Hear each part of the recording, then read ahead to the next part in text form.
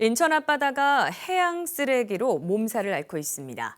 강화조업 중 인양된 쓰레기를 조사했더니 대부분 이 플라스틱류로 나타났는데요.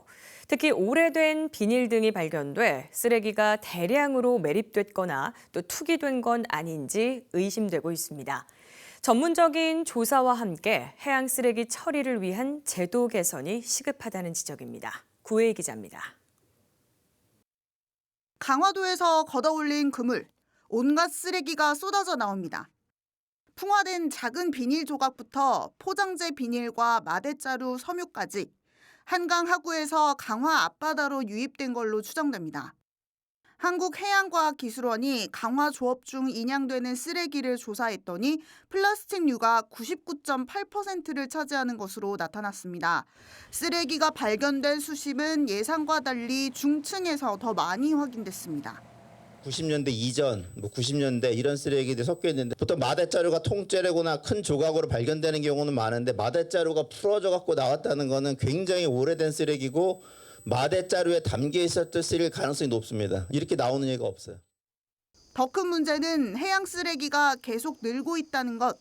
주민들은 계절을 가리지 않고 쓰레기가 몰려와 감당할 수 없는 수준이라고 말합니다. 보름도는 갯벌과 백사장이 형성돼 있고 그래서 이 쓰레기가 한번 들어오면은 위에 쌓이거든요. 큰 여러 가지 페트병이라든지 그런 쓰레기들이 워낙 많아가지고 그걸 경운기가 넘지 못할 정도로 많이 빌려왔었어요. 근데 지금은 계절에 상관없이 가을에도 쓰레기 양이 많고. 전문가들은 해양 쓰레기 발생 원인과 이동 경로 등에 대한 전문적인 조사가 필요하다고 지적했습니다. 해양 쓰레기 처리 비용에 대한 개선도 시급합니다.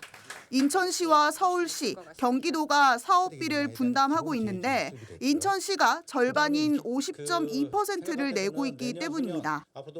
그동안 수도권 지역의 인구하고 그다음에 경제활동이 많이 증가하면서 상류에서 발생하는 쓰레기의 양도 크게 늘어났다는 사실에 대해서 인지하기 전에 1999년도의 자료를 가지고 분담 비율을 가지고 왔다 이렇게 볼 수밖에 없는 상황이라 이 조정은 반드시 필요하다 이렇게 봐집니다.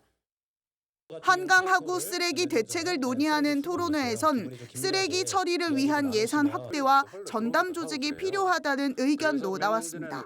BTV 뉴스 구혜입니다.